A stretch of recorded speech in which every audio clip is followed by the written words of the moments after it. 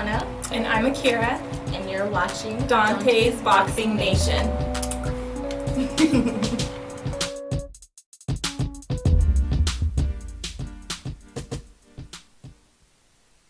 Brothers and sisters! Brothers and sisters!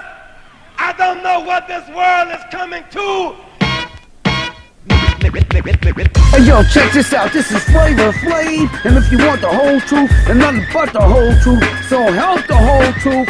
Hey yo, you better listen to Dante, baby. Dante!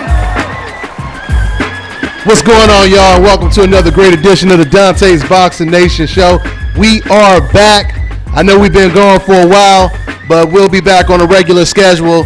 Let's go ahead and get into it, man. You know what? First things first, let me go ahead and give shouts out to everyone who have been buying the DBN shirts, showing the love and supporting the channel. I really, really appreciate it. A lot of you guys have been asking me, when I'm going to put some more back up on the website for you guys to buy. I'm about to order some more. So once again, I appreciate you guys buying the shirts. And, once again, man, you guys can show your support, man, by buying these shirts or even donating to the channel. So for everyone who donated to the channel and bought shirts, once again, I appreciate it. Also, we're going to have them hats out, too. We're going to get them hats out as well. So let me go ahead and introduce the panel, as always, and let's get into it, y'all. First person up is my man, AK, Arab King. Check out his YouTube channel. Go ahead and subscribe if you're not already subscribed. And I got my man, Fred from Barbershop Conversations in the building on the phone as well. Let's get into it, guys. Also, my man over here in the studio on the ones and twos, my man, George. What's going on, George? Battling it down. What you been up to, man? Not too much, just messing with the stuff. Messing with the stuff. It's going down, y'all. All right, y'all, let's get into it, man. Let's get into it. Man, the first thing I want to bring up is PBC is back at it again. They continue to deliver. For all the detractors that's praying for their downfall, you're going to be waiting for a long time, I'm telling you right now. Because, Steven Espinoza, he just dropped the lineup, and we're going to have a whole bunch of very competitive fights when it comes to fighters on the PBC series. Fights on Showtime and some fights on free TV. So let's go ahead and start with you, Fred. Now, the news that was just dropped today, we already knew the fight was coming, but now we know it's official. It was officially announced today. Like a referee with a whistle. Oh, man, okay? All day, huh? Thurman versus Garcia, man. Go ahead. Thurman versus Garcia. Or say whatever was on your mind. Say whatever you was about to say. Go ahead. Okay, no, I will say Thurman Garcia is probably the first quarter, probably the most anticipated fight because we're clamoring for Danny Garcia to get into a fight at 147. But I dropped a video last week, and I told you guys PBC was about to drop a schedule because it's been all this banter and all this rumors stating that PBC is out of money. They go on broke. I said, no, they're not out of money. They praying, Fred. They praying. Yeah, they pray. What Biggie say? They pray and pray on my downfall. Man, it ain't happening. Yeah, it ain't happening. They got over 250 fighters, and they still have over $500 million. So be still, be patient, and enjoy the fact that you're not paying $17 a month to watch an Abner Mares fight or a Jose. What's his name? Jesus Cuellar fight. Yeah, Jesus Cuellar versus that's a big fight. That's a real big fight. I mean, Adrian Broner versus Adrian Granados. Man, that's a big fight, man. It's a lot. But see, this is my whole thing, Fred. I mean, where were these detractors when HBO was losing money? And I say when. I mean, they're still losing money. You don't see nobody celebrating when HBO is losing money, when we're not getting the fights we're supposed to get. But we already know what time it is when it comes to Al Heyman. All of a sudden, they literally getting on their knees before they go to sleep, before they eat. They praying for the food that God give them. And then they say, oh, yeah, and please, Lord, please strike down Al Heyman and all them other bastards on the coincidental list. So we already know what time it is. But they don't understand that Al Heyman has a multicultural investment team. So if you're praying for an Al Heyman downfall, keep in mind he has white investors as well. He's not the only investor that's investing in PBC. It's not coming from one source. So I mean, they need to be more wise and just to shut it down. Let's just enjoy it. Just take into account if you're comparing schedules, right? Crawford postponed all was on pay-per-view because HBO didn't want to pay for it, right? Yep.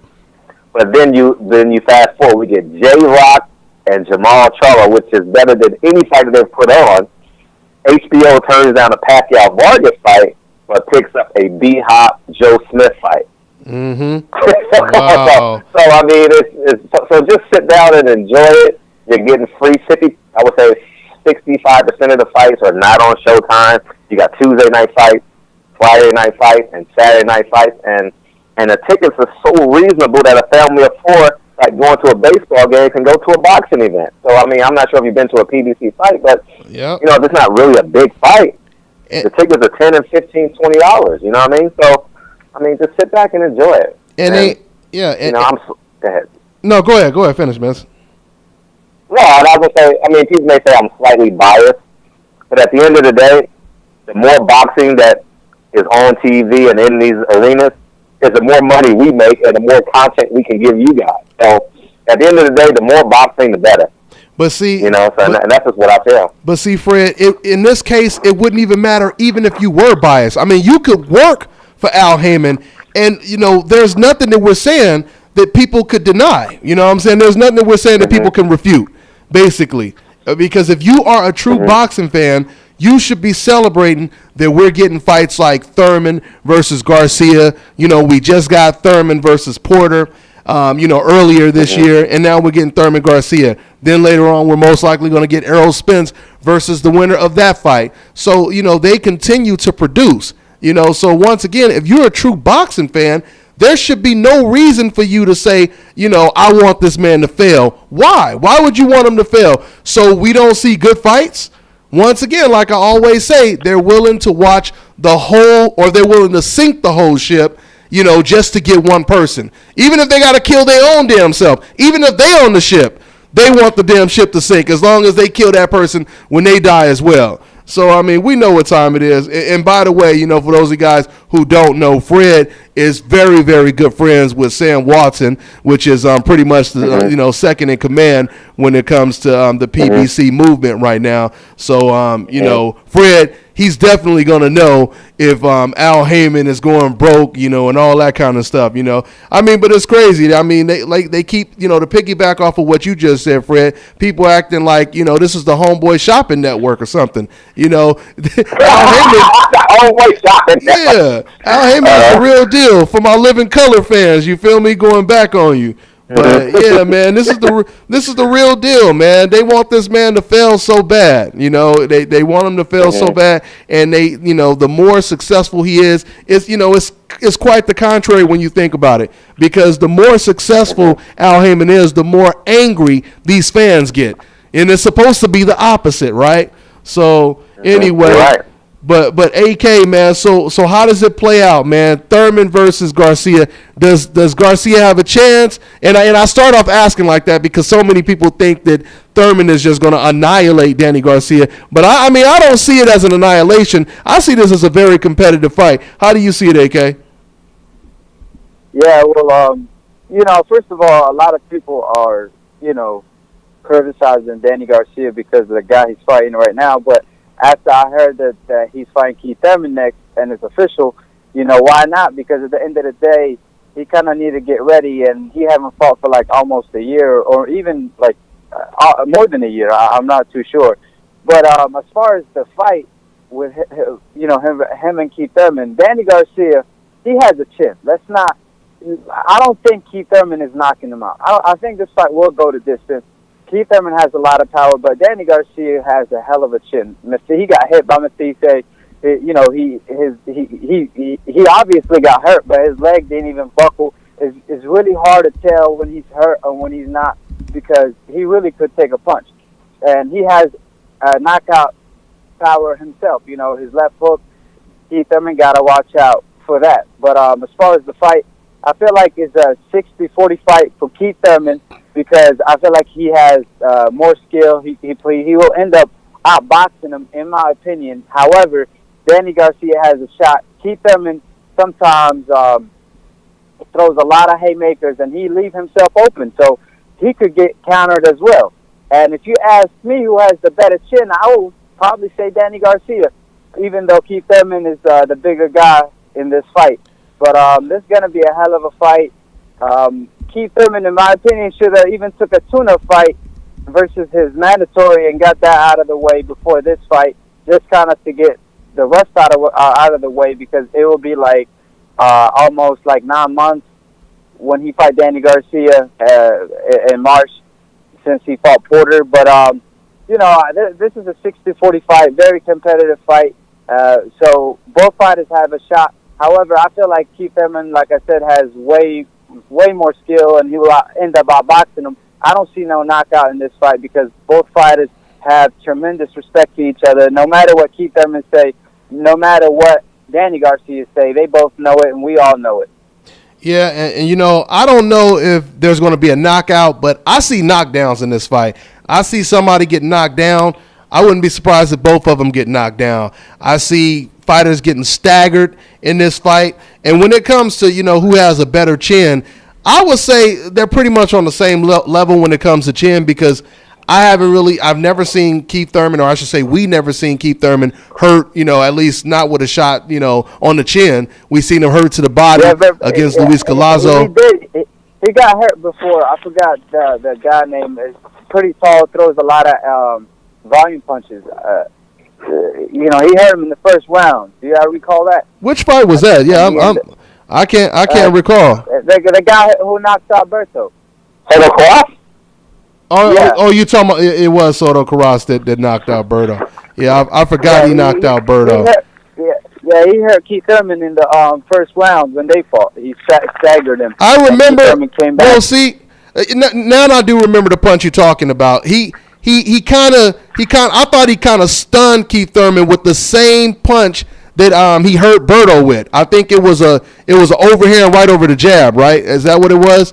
Actually, Keith Thurman just threw a wild uppercut. I don't know what he was thinking, and he got caught with the overhand while he threw a wild uppercut from the outside, which he probably wouldn't make a mistake like that versus Danny Garcia. But yeah, that's something he gotta watch out for. Yeah, I still think the chins. It'll be interesting. I mean, yeah, because I don't recall Danny Garcia ever really getting hurt. He's taken some good punches. He did look a little suspect in the Zab Judah fight. In those later rounds, he did look a little hurt in the Zab Judah fight, and I don't really know if it was just a matter of attrition in the Lamont Peterson fight. But I'm telling you, man, both chins will definitely be tested because Danny Garcia is known for winging his punches. But at the same time, Keith Thurman, he wings his punches as well. But I think, he's just a little bit more, maybe just a little bit more precise, But this is a great fight, man. This is a really great fight. And that fight. What I say about that is we also got to keep in mind, Danny Garcia keeps his opponent in the fight.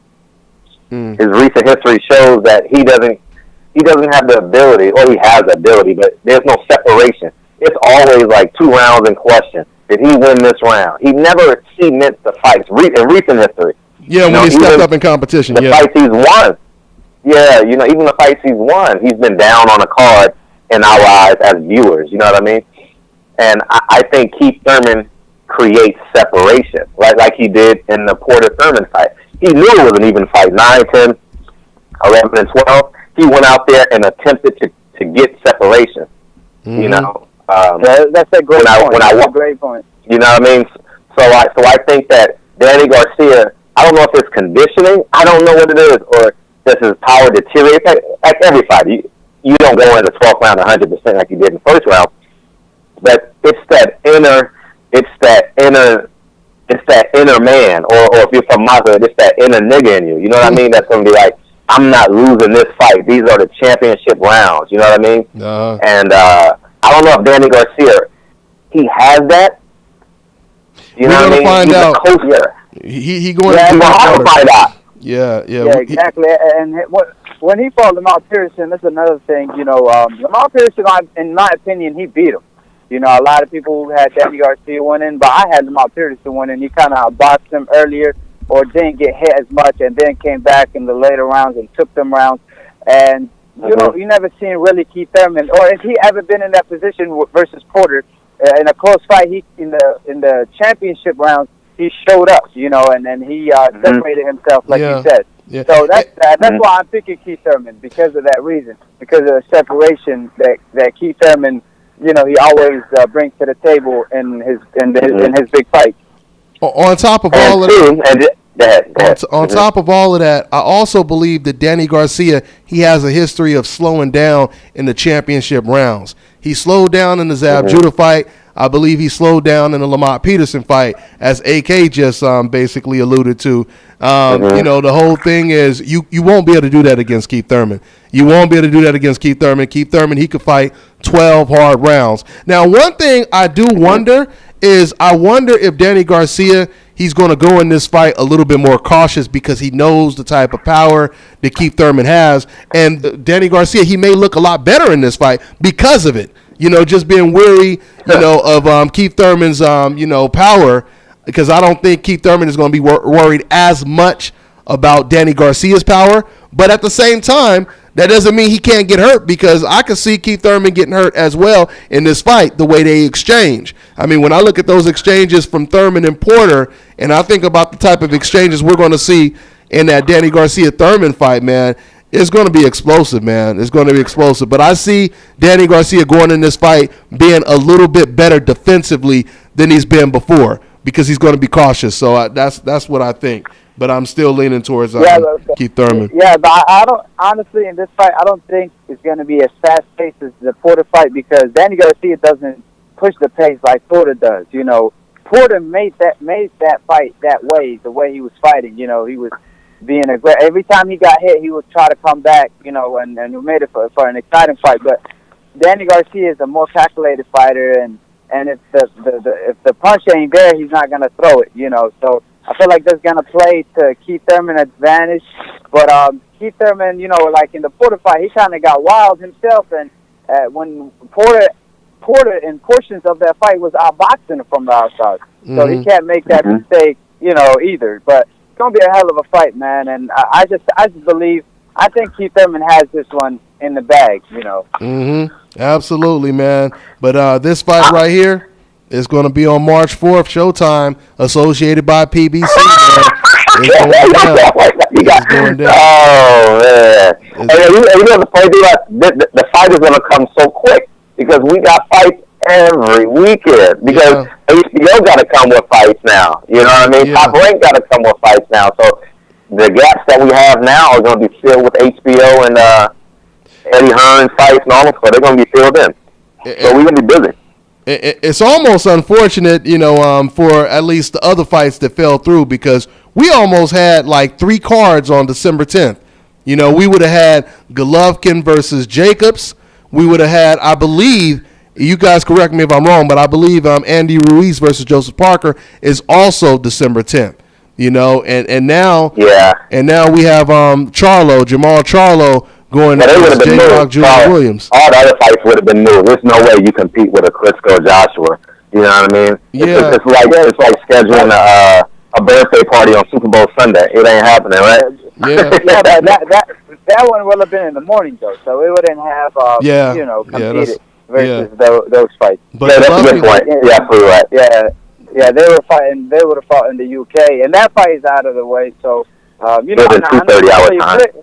Yeah, and Klitschko, he didn't want that work, man. He made all type of excuses, and at the end, he was just like, "Oh, I'm hurt out of nowhere. How the hell you got hurt out of nowhere?" I mean, which is possibly, anybody could get hurt in any day, but at the end of the day, we all seen that coming. And the way he was, and we all knew he wasn't gonna fight nobody like Joshua. At this point. And like I said in many of my videos before, and I was gonna talk about this later on, but when Eddie Hearn first mentioned that he wants to match up Joshua with Klitschko, I said to myself, there's no way Klitschko is going to take that fight. But then all of a sudden, Eddie Hearn, he kept saying, oh, we're getting closer. The announcement is coming. I was like, wow, so Klitschko is going to take the fight? Then all of a sudden, sure enough, I guess I was right, because all of a sudden, Klitschko, he started making a million different excuses. The first excuse was he wanted to fight for the WBA title as well as the IBF title. But that didn't make sense, because if you pull out of this fight, you're still not going to be fighting for multiple titles, no matter who you fight against. So that doesn't make sense. And now all of a sudden, once the WBC or the WBA is coming closer to making a decision if they're going to sanction that bout, now all of a sudden, now Klitschko is injured. So now it's like, regardless if he gets what he wanted from the WBA, he's still not going to take the fight. So it's not looking like Klitschko is too, anxious or eager to get in the ring with Anthony Joshua. And on top of that, Vladimir Klitschko, he sparred tons of rounds with Anthony Joshua, so he knows what Anthony Joshua is all about. But that would have been a great fight, man. I just really wanted to see Anthony Joshua be tested, man. I mean, he's been tested. He done fought like 4 or 5 undefeated fighters back-to-back, but that would have been graduation day when it comes to being tested if he would have went in there with Vladimir Klitschko, So, I mean, and he don't want – and right now, Anthony Joshua – he doesn't really want that Deontay Wilder work right now, and is what it's sounding like, because Deontay Wilder has been calling out Anthony Joshua, and I don't know why, but Anthony Joshua, he said, well, no one really wants to see that fight. When you hear somebody say something like that, that's kind of a dead giveaway as far as I'm concerned. When you say something like that, that. He said that. Yeah, he said that. He said that. You guys can Google it. I didn't hear that yet, but. If you Google it, you can just Google Anthony Joshua says, nobody really wants to see that fight. I'm paraphrasing, but he says something pretty much on those lines. He was saying that that fight is not in demand, is basically what he was saying. So, even though Wilder, I know he got his hand injury going on and stuff like that, so I don't know when he's going to be able to fight next. But, yeah, that's kind of weird, because Wilder, as far as his end, he said, after his fight, of course, his last fight is not the fact that I want to fight them. Do they want to fight me? So But that's kind of surprising. Yeah, but at the end of the day, the heavyweight, I mean, is heating up, and Ortiz, he signed with her, same promoter as Joshua and Hearns, right? So they could make that fight too, but I don't think he would do that, Eddie Hearns. I don't think he would do that right now. But no, he's gonna build it up. He's gonna build it up probably in about a year. Yeah. That's what I'm thinking. Man. But I'm telling you, it's about to go down in the heavyweight division. I would say close towards the end of 2017, we should really, really see who emerges as the number 1 pound for pound heavyweight. Undisputed. The depth will be clear by then. Yeah. Mm-hmm. No doubt about it, man. Yeah, and the fact that the heavyweights is, that's where the money at, and you can see Joshua was selling so much pay-per-views back in the UK, and I think Klitschko was getting a lot of money for that fight, which I was surprised that I seen why. I was like, I didn't understand why Klitschko would take a fight like that, because I knew he wouldn't take it, but when I heard the money they was offering him, I was like, oh, okay, well, that's probably why, but then he ended up ducking him. So, but at the end of the day, my point is, heavyweights is where the money is at. And when you have an undisputed heavyweight champion, it's gonna bring boxing back to the old days, even though it seemed like it. Yeah, absolutely, but man. I got a quick question, though. Pacquiao versus Vargas is November 9th, but I still don't know what channel it's going to be on. It's not going to be. It's going to be on a private feed. Yeah, it ain't going to be on no channel. It's going to be on Top Rank channel. Like I said, Top Rank channel. Yeah, which is no channel basically. Yeah, Top Rank. Bob Arum, he's basically doing an independent pay-per-view fight. So it ain't going to be on HBO. It ain't going to be on Showtime. So the question is, you only could stream it. No, it's going to be on pay-per-view. It's just going to be an independent pay-per-view. Like the old school days. Well, I say old school days. How every now and then we see those real small pay-per-view fights where they don't be on HBO, they don't be on Showtime. It'll be like some small ass card, and it'll be on pay-per-view for like $39.99 or $24.99. Yeah. That's pretty much what it's going to be. And now, I mean, the question is, will this affect the pay-per-view numbers? I don't think it will, because everyone, they know the dates. But, speaking of Pacquiao, AK, now what I want to ask you guys what you guys think about this. Pacquiao just recently said today that he's not sure if he's going to continue his career after the Jesse Vargas fight. AK, why do you think he would say that?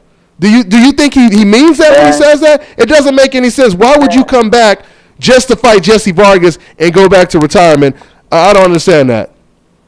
Well, that's a money grab, but I mean, because I heard that he was broke or something like that. Which I don't know how he blew up all the Floyd Mayweather money that he made, but that's kind of weird because they were just saying about he want to fight Floyd Mayweather, this and that, and of course, Floyd Mayweather, he retired now, but you saying all that means you still want to stay active. Mm-hmm. So just coming out with that, but they always say crazy shit. Yeah, like that. they always say crazy stuff like that. After Vargas, I'm gonna fight Crawford, or I'm not ready yet. I just need a tune-up, and then he comes out with something like that. I guess so they won't put pressure on him to fight Crawford. That's my only opinion right now, because after the fight, everybody gonna ask him, "Are you gonna fight Crawford next?" But this way, if he says this is my last fight, I don't want to fight no more, he's gonna say, "Oh, I'm retired now." And then once he fight a good opponent that he could make money off, he probably come back. Mm-hmm. And it's the same thing again and again. It's just a way, I guess, to avoid hard questions, in my opinion. Like, yo, are you gonna fight Crawford? Are you gonna fight? That's what I was about to say. Are you gonna fight? Yeah, that's my opinion. Hey, Fred. I mean, do you think maybe he's doing this because Bob Arum just said just the other day, Bob desperately wants that Crawford fight, and Pacquiao, he doesn't want that Crawford fight at all. Do you think this is a situation where basically Bob is like, look, man, you're going to have to take this Crawford fight eventually, and now Manny Pacquiao's like, look, I'm telling you, Bob, I don't want that fight. Freddie Roach is saying, we don't want that fight. Freddie Roach, he came out and he openly said it. He said that, look, Terrence Crawford is like Floyd Mayweather with power. He said, I'm going to tell Manny Pacquiao not to take the fight. So, what do you think, Fred? You think that Manny just is trying to get out of that Terrence Crawford fight and he only wants the Mayweather fight? What do you think? Well, I've interviewed both of them, and Bob Arum told me that this was a tune-up fight for the Terrence Crawford fight. I know 100% Freddie Roach doesn't want Terrence Crawford. 100% Bob Arum wants Terrence Crawford. Sure. But I wouldn't be surprised if you find Manny Pacquiao in April fighting a PBC fighter. I wouldn't be surprised. That would be April, big. Man, I genuinely wouldn't be surprised. Broner. You mean a big fight? That's what I would expect for Pacquiao to fight someone from the PBC side. And two, he's trying to get right now a Timothy Bradley fight, but there's no opponents available. There's no belts available. So Timothy Bradley is in a conundrum because he don't want to fight Jesse Vargas again, and he can't fight Pacquiao. Mm-hmm. So there's no free belt. There's no free belt for Timothy Bradley. So Timothy Bradley is on ice until something frees up. I tell you what I would like. I would like either Bradley Broner or Pacquiao Broner. Either one of those would be big fights, or even Bradley or Terrence Crawford versus Broner. Those would be some good fights as well.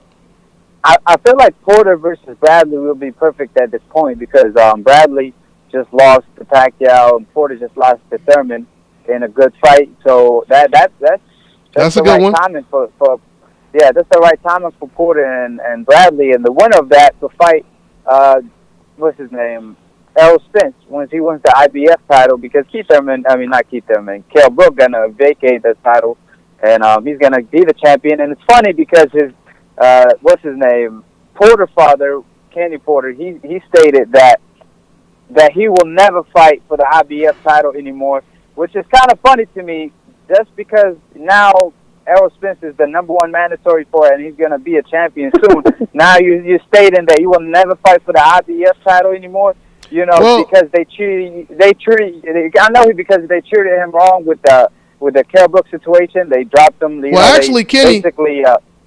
Kenny, he said that they actually removed them from the IBF rankings after they lost. So he was blaming it on the IBF. He was trying to say the IBF was trying to protect Kell Brook from a rematch. That's pretty much what Kenny Porter was saying. Yeah, but I'm saying, like, if that's the case, fight for the IBF. Let's say is Errol Spence the champion. Let's fight Errol Spence.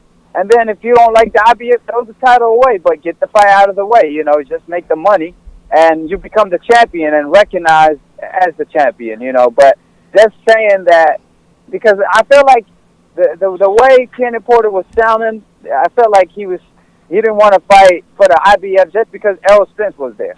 That's how I felt. Yeah. I mean, ain't nobody jumping to fight Errol Spence, but eventually they're gonna be forced to do it, just like Danny Garcia was forced to fight against Keith Thurman. Because I truly believe Danny Garcia, he was not, anxious to get in there with Keith Thurman. Matter of fact, I heard reports that Al Heyman, he had been wanting to make that fight for quite some time, right, Fred? Mm-hmm.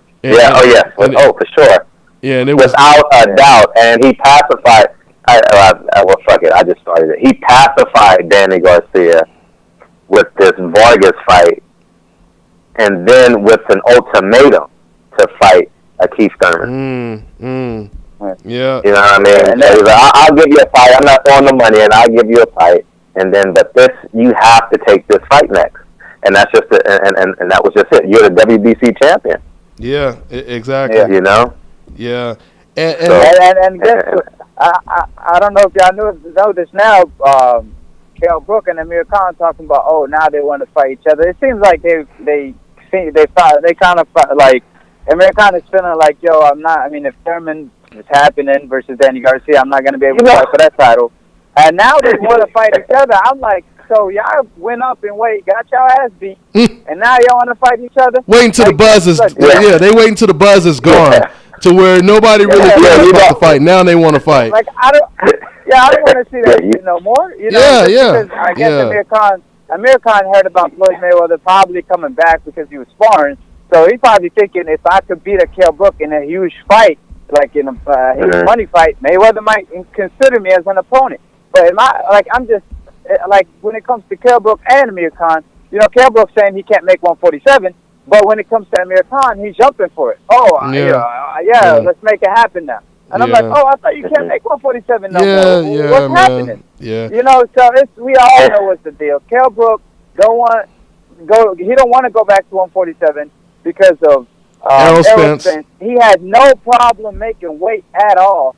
He was fighting his mandatories, get him out of the way. His excuse all the time was, he's my mandatory. And now, as soon as Errol Spence became his mandatory, I'm too big for the division, and he moved up to fight Golovkin and got his ass beat. And now he don't want to go back to 147 unless it's for an Amir Khan fight, which we all could see through it. And then Amir Khan, he won't fight Keith Thurman if Keith Thurman becomes the champion, but he could fight Danny Garcia, of course.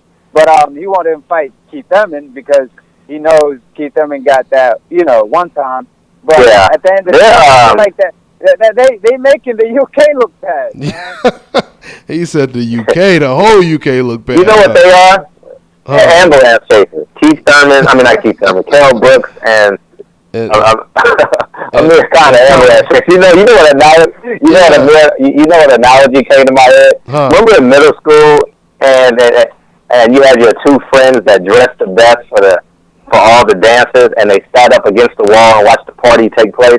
Mm-hmm. That's who those two are. Like, they want to lift the best that don't want to participate. Yeah. Exactly. Amir Khan, and I'm telling you guys, Amir Khan got offered $10 million for Kell Brook. $10 million to fight this guy overseas, and he turned it down. That makes no sense. $10 million. I didn't know. He was offered 10. I thought it was like 5 or 6, but yeah. No, it was $10 million. And he turned it down. And he turned down the fight. So. And now he ain't gonna get nowhere near $10 million. At least I don't think so. And then the crazy part, and on the other hand, Kell Brook is not even. It's not like he's in the same position because there's the same thing happened to him with Errol Spence, but also with Vargas.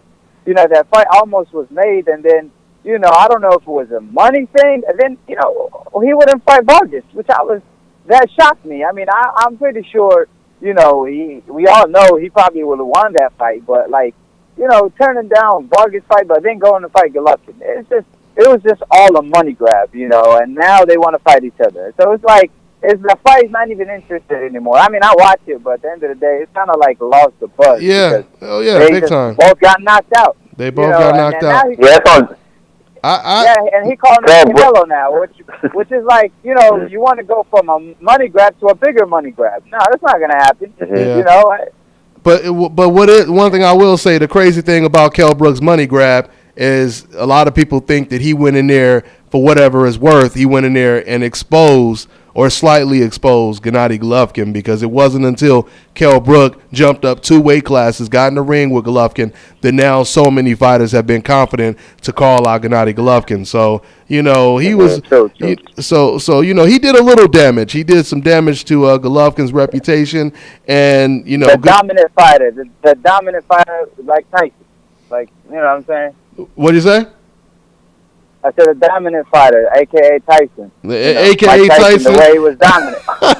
Hey, he better. He's better than Tyson. You know, according to Golovkin's trainer, you know, he's more dominant and everything. You know, so they say you're only dominant when you knock your opponent out. I mean, it's like this. You could be dominant in a 12-round fight if you win 11 out of the 12 rounds. You know, and you know what I'm saying, or. And you can't, and if you knock somebody out, you can still end up being not dominant in that fight if you don't look good. That's like, you know, before you knock your opponent out. Just like Kell Brook and Golovkin. Golovkin didn't look dominant in that fight. No. He was getting his ass beat. You know, I mean, he wasn't getting his ass beat literally, but at the end of the day, he was getting hit with all type of punches, and it looked like he got hurt by a wolf's weight. So that was not a dominant performance. Well, so I mean, to say you're better than Mike Tyson, and coming off that performance, and the best guy on your resume is a Lemieux, a C-level fighter, that's what's crazy. Yeah. I mean, it's kind of like saying, you know, a basketball team is not dominant unless they're dunking, you know, on their opponents, you know, the whole game. Even if they win 120 to 100, it's not dominant if the majority of points was by layups and three-pointers. I mean, that's pretty much what you're saying. I mean, you got to understand something. The layup and a dunk, they're both worth 2 points.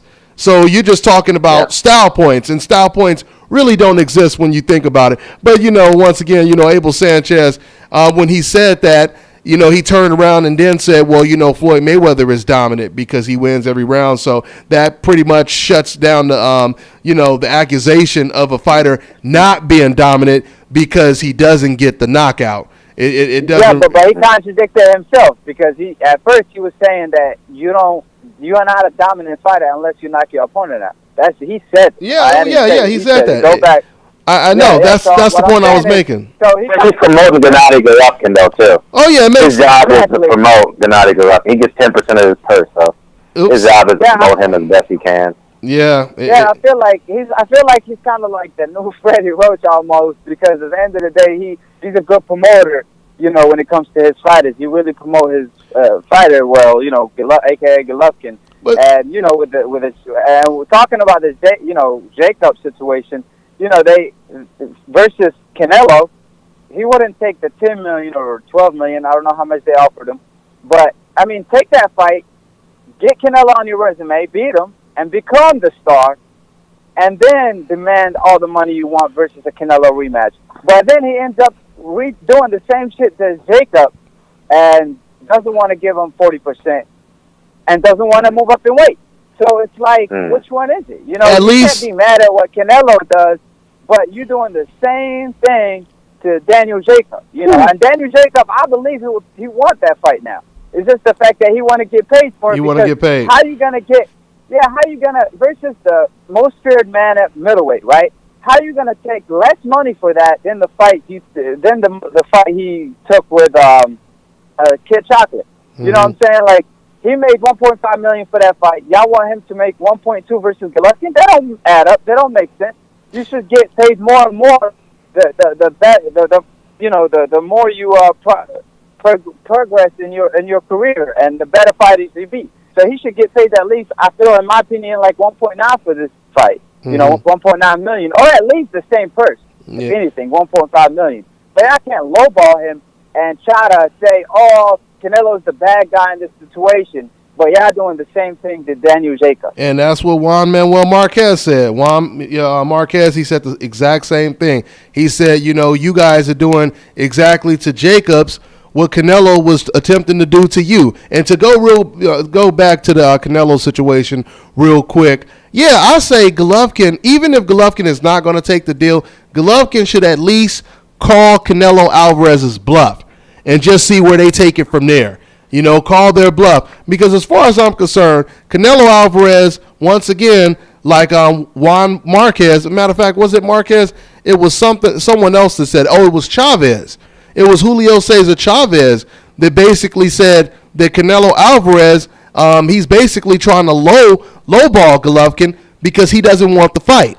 You know what I mean? So once again, if that's the case, Golovkin should call his bluff. And like you just said, AK, worst case scenario, if that's the only way Golovkin is going to get the fight and they want that fight so desperately, so bad against Canelo Alvarez, they should go ahead and take the pay cut. Take the cut, and then once again, you become a bigger star. And then you can start demanding even more money for a possible rematch with Canelo or even fighting against Danny Jacobs or whoever else. Exactly. And Dante, it's funny. With Canelo, when he fought Cotto, Cotto was making crazy demands, and he ended up making $30 million. Correct me if I'm wrong, but I think he ended up making like $30 million, and Canelo was getting $10 to $14 million. I'm not too sure. So Golovkin is not as big of a star as Canelo when Canelo fought Cotto, right? Oh, of course and not. And Canelo let Cotto make $30 million just to get that fight because he really wanted that fight. He knew he could beat Cotto and become that guy. So Canelo is doing the same thing what Cotto was doing to him. So why will Canelo give Golovkin that much money or let him get more than 10 or 12 million? I mean, that's stupid. I mean, and like I said, at the end of the day, do what Canelo did. I'm speaking about Golovkin. Do what Canelo did in the Cotto situation. Take less money and fight the man. And once you beat him, you become the man. And then you could demand all type of things. You can't keep... Yeah, absolutely, Fred. So the thing is, who should budge in this situation? You have Golovkin that's happy to take the 25, the 75-25. You got Jacobs that's pushing for 60-40. Who should budge? Well, here's what I believe, and this is a conspiracy theory. They're playing each other. They both want to fight low-risk fights. No one wants to be in a high-risk fight. And that's what I genuinely believe, because if Triple G loses, his career is over. He becomes vulnerable. If Canelo loses again, he's not a superstar anymore. He has to climb his way back up, and there's no one else to fight. So that's why they're not fighting the Andrades, the Charlos, even Chavez Jr. I think Chavez Jr. could potentially beat Canelo at 160. That's a hell of a fight, I think. The Chavez Jr., a couple years ago, he still has a lot in the tank. You said Charlo? Chavez Jr. You said you think Chavez could beat Golovkin. Is that what you said? No, not Golovkin. Canelo. I can't make 160. Wait, that's what I'm saying. If he could, that's what I'm saying. Run it back real quick, Fred. You said you think who could beat Golovkin? No, I was talking about Canelo. I think Canelo, because I think Chavez Jr. can give Canelo a hell of a fight. Oh yeah, Chavez Jr. Yeah, no doubt about it. Yeah, no doubt about it. But like AK said, he'd have a hard time. He'd have a hard time even making 160. He probably can't even make 168. So yeah, so that fight. The winner of all this is David Lemieux. Yeah. The winner out of everything is David. He's gonna get two big paydays. The winner is David Lemieux, and that's it. Collateral damage. I mean, they're not fighting each other. I don't see it in any one of them eyes. Even I don't see it. Yeah. I genuinely don't see it. Hey, I want to go back to what I want to go back to what you said about Golovkin when you said if Golovkin loses, his career is over with. And, this is the reason why I want to interview Larry Holmes, because I feel that Golovkin is somewhat the Jerry Cooney of boxing today. You know, because when Jerry Cooney was undefeated, he was knocking everyone out. You know, yeah, fans, exactly. That's what he was. The fans were going crazy. Same thing happened back then. If you were to criticize Cooney or say anything about Cooney, you know, you would have people going crazy. You would create a civil war in the sport of boxing. That's how it is with Golovkin right now. If anyone criticizes him, even though we have professional boxers of all different races and nationalities, you know, you got fighters like Paulie Malignaggi, trainers like Robert Garcia, Teddy Atlas, Anthony Joshua, and you know, Roy Jones. The list just goes on and on and on. So the bottom line is you have all these people criticizing Golovkin. People were criticizing Jerry Cooney as well as a hype job. You know, like you said, they looked at him as the great white hype. And now it's so funny because when he lost to Larry Holmes, that buzz just completely disappeared. So when you say that, yeah, if Golovkin loses, you know, his career will be over with. The funny thing, Fred, though, is that's exactly how fans are acting, because you could tell that a lot of fans that support Golovkin a lot, they really want him to fight softer competition. They don't care who he fights. They just want him to keep winning because they understand that if he loses, like you just said, his career, it could be over with. You know, so I mean, unless he gets in there with an Andre Ward or, you know, some real tough opponent and it's like a close fight and he could possibly come back and redeem himself. But, you know, if he goes in there with a guy that, you know, blows him out and he can't come back and win a rematch, yeah, it's pretty much a done deal. You know, it's pretty much a done deal. And then people like ESPN who said that, you know, they rated Golovkin as top 25, one of the greatest fighters of all time. Now they're going to have to explain that. You know, I mean, so it's a lot of pressure. It's a lot of pressure on Gennady Golovkin right now. And we haven't, like I keep telling people get upset when we speak the truth, but we're going to keep speaking the truth, though. And at the end of the day, Golovkin is 34 years old. And he has never been in a Mayweather Corrales type of fight, a De La Hoya Ike Corte type of fight, a Carl Frampton Leo Santa Cruz type of fight. He's never been in the ring with that level of competition yet. But there are fighters out there that can give him that type of fight. Golovkin just has to be willing to get in the ring with those type of guys. You know, so we'll see. So, yeah, man. Yeah, the toughest battle he's had is with the English language. I mean, that's it. Outside of that, he hasn't really had any tough bouts at all. You know, that's his signature. English language. That's his signature. Yeah, you know what I mean? Yeah, split decision. He wins by split decision every time. But man, it's gonna take a lot. Yeah, it's gonna take a lot for him to get in the ring with a real fighter. You know what I mean? And the funny thing is, I have him beating Canelo. I just think he wins Canelo down. Me too. I thought before Canelo would beat him, but after watching Canelo get outboxed by Amir Khan, and I know that Golovkin, not only is he powerful, but he has a great jab. He can fight on the inside. I mean, you know, I'm going to tell you, I'm not real confident in picking who will win that fight, because then I have to think about the Golovkin versus Kell Brooks situation.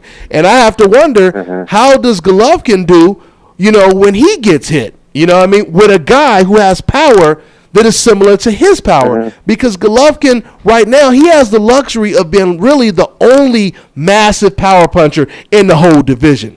You know, the middleweight division is not like the heavyweight division where everyone has power. You know what I mean? When it comes to Golovkin, you know, he's in a league of his own when it comes to power. Now, Danny Jacobs, you know, he has power too, which is why I would like to see that fight as well. But the point that I'm making is Golovkin is not used to getting in the ring with guys the same power, the same natural size that he has. So, guys, we're down to 2 minutes. Go ahead, Fred.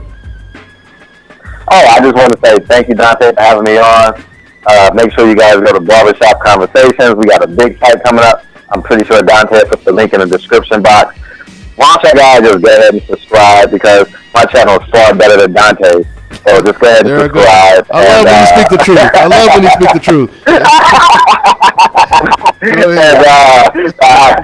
I'll see appreciate you having me on about that. All day, man. And y'all already know. Also, go ahead and subscribe to Arab, aka Arab King. You know, we giving you all kind of nicknames, but subscribe to his channel as well. Speaking the truth. Anything? Hey, no doubt, man. You want to say something? Close out real quick, AK. Yeah, I just want to say thank you for having me on the show and keep the good work up. I appreciate it, fam. Hey, guys, I want to let you guys know once again, we're going to be back to doing the show on the regular schedule on Tuesdays. Now, I'm also going to be doing a live show on the Google Hangout as well, and we're going to go ahead and take calls, okay? So all you guys that have been saying, you know, you want to call in and you're a fan of the show, you know, you want to support or you want to just talk boxing, you're going to have an opportunity very, very soon. We'll probably start that up next week. And, you know, get some calls in. All right, y'all. So we will see you guys next week. Once again, thanks to all my guests on the panel. I'm your boy Dante, Dante's Boxing Nation. It's the nation, baby. We out, y'all.